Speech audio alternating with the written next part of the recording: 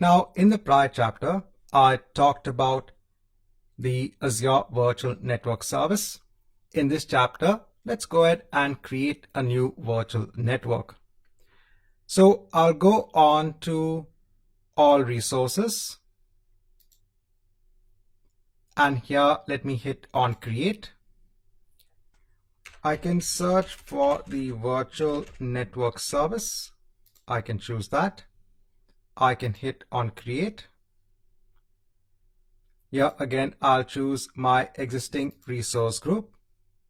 Here in terms of the name and the region. So let me give a name for the network.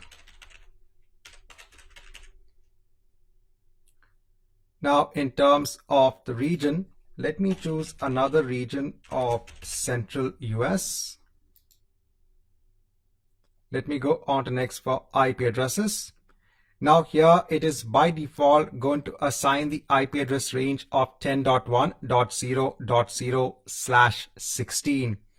If you want, you can change this, but since this is a beginner level exam, let's leave it as it is. It will also create a default subnet within the virtual network. I'll go on to next for security. A lot of security options available with the Azure Virtual Network. I'll leave everything as it is. I'll go on tags. I'll go on to review and create.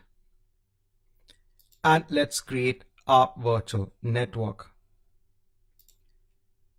So if I go on to my previous diagram, what we have done so far is we have created the virtual network and we have created the subnet within the network itself.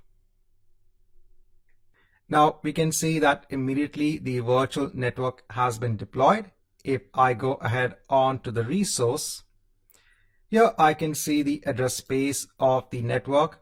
If I go on to connected devices, I can see that there is no connected device on this particular virtual network. So now our earlier machine, which was demo VM, was in the North Europe location. It's part of its own virtual network. Now, a common question I get from students is, can I move that machine from the North Europe location from that network onto this new staging network, which is in the Central US location in another location altogether? Well, the answer is no. So firstly, when you create the VM as part of a virtual network, you can't move the VM. If you need the VM to be part of another network that is still part of that same region, you would need to terminate that virtual machine and launch the VM again. So at this point in time, you can't move a VM from one network onto another. Also, another common question I get is, can a virtual machine be part of two virtual networks? Again, the answer is no. A machine can only be part of a single network. Now that we have the network in place, I can create a VM as part of this network. So I can go on to the virtual machine service. Here I'll hit on create for a new virtual machine. So I'll just hide this.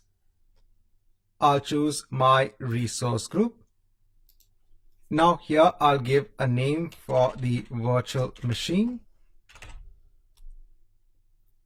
Now in my region, I have to choose Central US. Our virtual network is in the Central US location. So we have to ensure that even our VM is in the same region. Only then can we select the virtual network in the subsequent screen.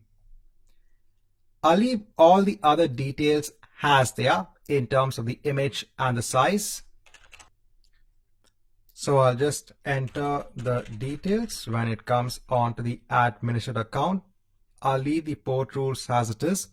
I just want to create a new VM on this particular new network. Now, when I go on to the networking section, so here I can now choose my staging network. So I can choose that and it will be part of the subnet itself. So if you have now an existing virtual network in the same location as the VM, you can choose that particular network itself. Now, another common question I get is, can I not associate a public IP address onto a VM? And the answer is yes. So here you just need to choose the option of none. But please note that if you do this, you will not be able to connect to this machine from the internet. Now you can still connect to the virtual machine, but in a roundabout manner. But for now, I will ensure that we have a public IP address assigned onto this machine. I'll leave everything else as it is. I'll go on to next one, management, leave everything as it is.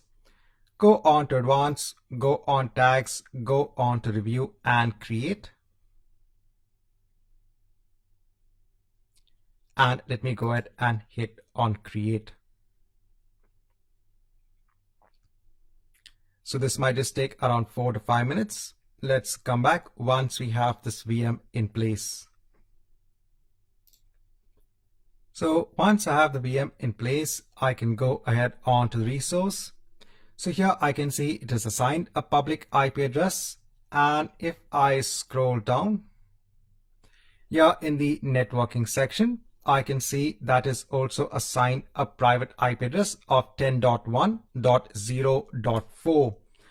So this IP address is in the IP address range of our virtual network. So in this chapter, I just want to let you know that you can actually upfront create the virtual network and then assign the VM to be part of that network.